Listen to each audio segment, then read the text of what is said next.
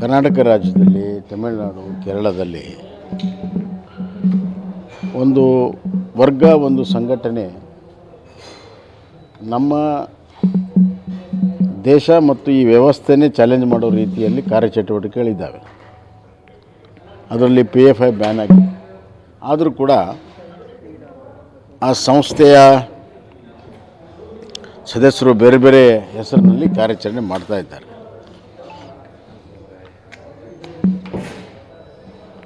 ಮಂಗಳೂರಿನಲ್ಲಿ ಆದ ಘಟನೆ, KGಹಳ್ಳಿ DJಯಲ್ಲಿ ಆದ ಘಟನೆ, ಹುಬ್ಬಳ್ಳಿಯಲ್ಲಿ ಆದ ಘಟನೆ ಮತ್ತು ಇವತ್ತು ಮೈಸೂರಿನಲ್ಲಿ ಆಗಿರೋ ಘಟನೆಗೆ ಭಾಳ ಸಾಮ್ಯ ಇದೆ. ನಮ್ಮ ಸರ್ಕಾರ ಇದ್ದಾಗ ನಾವು ಅದಕ್ಕೆ ಕಠಿಣವಾದ ಕ್ರಮ ತೆಗೆದುಕೊಂಡಿದ್ವಿ, ಹಲವಾರು ಜನರಿಗೆ ಜೈಲಲ್ಲಿ ಹಾಕಿದ್ವಿ, ಎಲ್ಲ ಮಾಡಿದ್ವಿ. ಈ ಸರ್ಕಾರ ಬಂದ ಮೇಲೆ ಹುಬ್ಬಳ್ಳಿಯ ಘಟನೆಯ ಎಲ್ಲರನ್ನೂ ಕೂಡ ಅವರ ಮೇಲಿರೋ ಕೇಸ್ಗಳನ್ನು ಹಿಂತಕೊಂಡ್ರು. ಏನು ಹೇಳಿದ್ರೆ ಅವರೆಲ್ಲ ಇನ್ನೋಸೆಂಟು ಅಂತ, ಪಾಪ ಅಮಾಯಕರು ಅಂತ. ವಿಡಿಯೋದಲ್ಲಿ ಸಿಕ್ಕು, CCTVಯಲ್ಲಿ ಸಿಕ್ಕು, ಸಾಕ್ಷ್ಯ ಪುರಾವೆ ಸಮೇತ ಮಾಡಿದಂಥ ಕೇಸುಗಳಿಗೆ ಇವರು ಅಮಾಯಕರು ಅಂತ ಬಿಟ್ಟರು. ಅದಕ್ಕೆ ಅದರಿಂದ ಪ್ರೋತ್ಸಾಹಗೊಂಡು ಅಂಥ ಎಲ್ಲ ಶಕ್ತಿಗಳು, ಎಲಿಮೆಂಟ್ಸು ಇವತ್ತು ಮತ್ತೆ ಪೊಲೀಸ್ ಸ್ಟೇಷನ್ ಮೇಲೆ ದಾಳಿ, ಪೊಲೀಸ್ ವೆಹಿಕಲ್ ಮೇಲೆ ದಾಳಿ, ಪೊಲೀಸ್ ಇನ್ಸ್ಪೆಕ್ಟರ್ ಸಮೇತವಾಗಿ ಎಲ್ಲರೂ ಗಾಯಗೊಂಡಿದ್ದಾರೆ. ಅಷ್ಟೇ ಅಲ್ಲ, DCP ಕಾರ್ ಮೇಲೇನೂ ಕೂಡ ದಾಳಿ ಮಾಡುವಷ್ಟು ಇವತ್ತು ಅವ್ರಿಗೆ ಧೈರ್ಯ ಬಂದಿದೆ. ಈ ಧೈರ್ಯ ಎಲ್ಲಿಂದ ಬರುತ್ತೆ? ಸರ್ಕಾರ ಯಾವುದೇ ಕ್ರಮ ತೆಗೆದುಕೊಳ್ಳಲ್ಲ ಮತ್ತು ರಾಜಕೀಯ ಲೀಡರ್ಗಳು ಕುಮ್ಮಕ್ಕಿದ್ದಾಗ ಮಾತ್ರ ಬರುತ್ತೆ. ಇದು ನೇರವಾಗಿ ಕಾಂಗ್ರೆಸ್ ಪಕ್ಷದ ಸರ್ಕಾರದ ಮೇಲೆ ದಾಳಿದು. ಅದು ಸಿದ್ದರಾಮಯ್ಯವರ ಜಿಲ್ಲೆಯಲ್ಲಾಗಿದೆ. ಮುಖ್ಯಮಂತ್ರಿಗಳು ಇದನ್ನು ಎಷ್ಟು ಸೀರಿಯಸ್ ತೊಗೊಳ್ತಾರೋ, ಗಂಭೀರ ತೊಗೊಳ್ತಾರೋ, ಏನು ಆ್ಯಕ್ಷನ್ ತೊಗೊಳ್ತಾರೋ ನೋಡಬೇಕಾಗಿದೆ. ಅವರು ಸಂವಿಧಾನ ಅಂತಂದು ಹೇಳ್ತಾರೆ, ರೂಲ್ ಆಫ್ ಲಾ ಅಂತ ಹೇಳ್ತಾರೆ. ಇವತ್ತು ರೂಲ್ ಆಫ್ ಲಾ ಪ್ರಕಾರ ಆ್ಯಕ್ಷನ್ ತೊಗೊಳ್ತಾರೋ, ಸಂವಿಧಾನ ತೊಗೊಳ್ತಾರೋ, ಅಥವಾ ಯಥಾ ಪ್ರಕಾರ ತುಷ್ಟೀಕರಣದ ರಾಜಕಾರಣ ಹೆಂಗೆ ಹುಬ್ಬಳ್ಳಿ ಜನ ಅಂದ್ಬಿಟ್ರು ಆ ರೀತಿ ತೊಗೊಳ್ತಾರೆ ಅನ್ನೋದ್ರ ಮೇಲೆ ಜನ ಇದು ಒಂದು ಸಂವಿಧಾನಬದ್ಧ ಸರ್ಕಾರವೋ ಅಥವಾ ಕೇವಲ ರಾಜಕಾರಣಕ್ಕಾಗಿ ಇವರು ಆಡಳಿತ ಮಾಡ್ತಾ ಇದ್ದಾರೋ, ರಾಜಕೀಯ ಲಾಭಕ್ಕಾಗಿ ಅನ್ನೋದು ಭಾಳ ಸ್ಪಷ್ಟವಾದ ನಿರ್ಧಾರ ಜನ ಮಾಡ್ತಾರೆ. ಸರ್, ಈಗ ಯತ್ನಾಳ್ ಅವರಿಗೆ ನೋಟಿಸ್ ಬಂದಿದೆ ಸರ್, 3ನೇ ನೋಟಿಸ್ ಬಂದಿದೆ. ಈಗ ಎಲ್ಲ ವಿಚಾರಗಳು ಹೈಕಮಾಂಡ್ ಗಮನದಲ್ಲಿದೆ.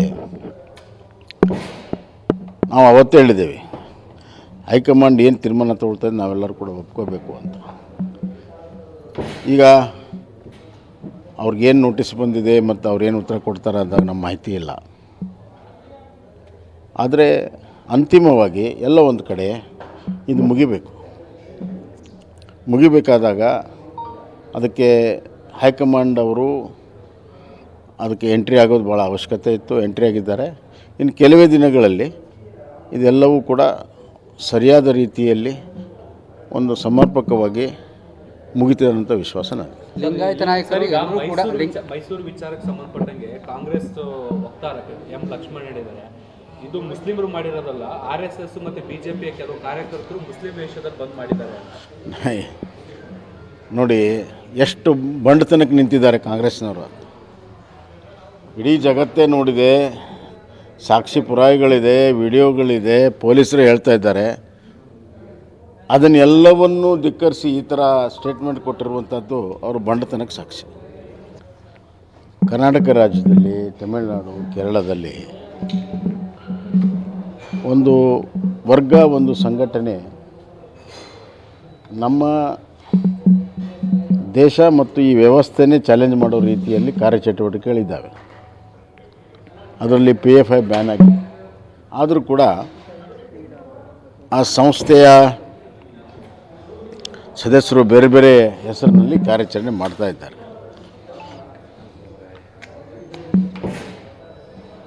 ಮಂಗಳೂರಿನಲ್ಲಿ ಆದ ಘಟನೆ, KGಹಳ್ಳಿ DJಯಲ್ಲಿ ಆದ ಘಟನೆ, ಹುಬ್ಬಳ್ಳಿಯಲ್ಲಿ ಆದ ಘಟನೆ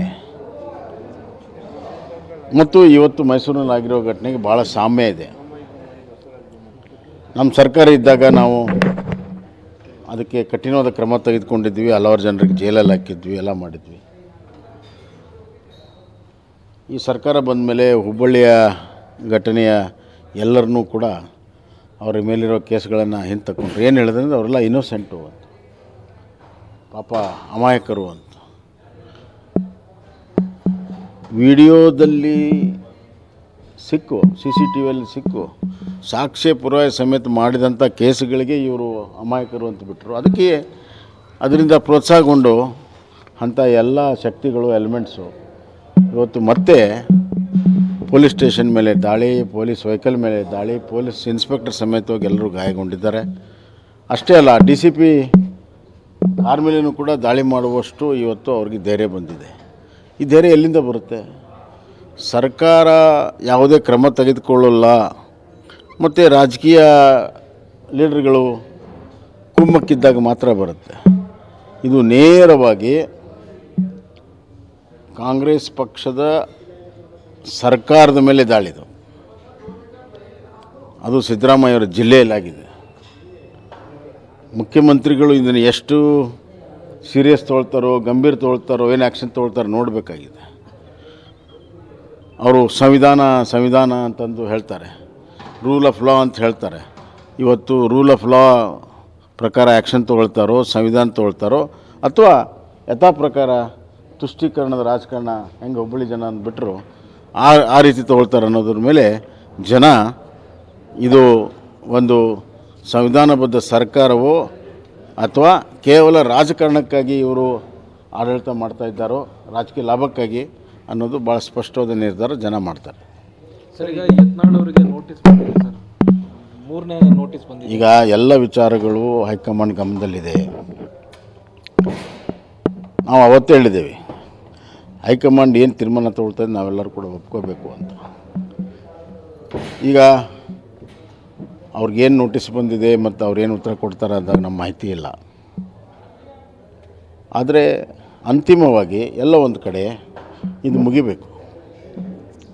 ಮುಗಿಬೇಕಾದಾಗ ಅದಕ್ಕೆ ಹೈಕಮಾಂಡ್ ಅವರು ಅದಕ್ಕೆ ಎಂಟ್ರಿ ಆಗೋದು ಭಾಳ ಅವಶ್ಯಕತೆ ಇತ್ತು. ಎಂಟ್ರಿ ಆಗಿದ್ದಾರೆ.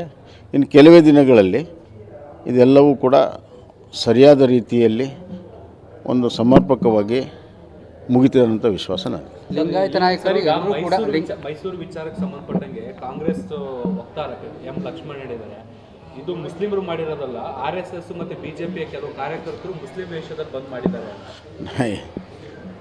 ನೋಡಿ ಎಷ್ಟು ಬಂಡತನಕ್ಕೆ ನಿಂತಿದ್ದಾರೆ ಕಾಂಗ್ರೆಸ್ನವರು. ಇಡೀ ಜಗತ್ತೇ ನೋಡಿದೆ, ಸಾಕ್ಷಿ ಪುರಾವೆಗಳಿದೆ, ವಿಡಿಯೋಗಳಿದೆ, ಪೊಲೀಸರು ಹೇಳ್ತಾ ಇದ್ದಾರೆ. ಅದನ್ನೆಲ್ಲವನ್ನೂ ಧಿಕ್ಕರಿಸಿ ಈ ಥರ ಸ್ಟೇಟ್ಮೆಂಟ್ ಕೊಟ್ಟಿರುವಂಥದ್ದು ಅವರು ಬಂಡತನಕ್ಕೆ ಸಾಕ್ಷಿ.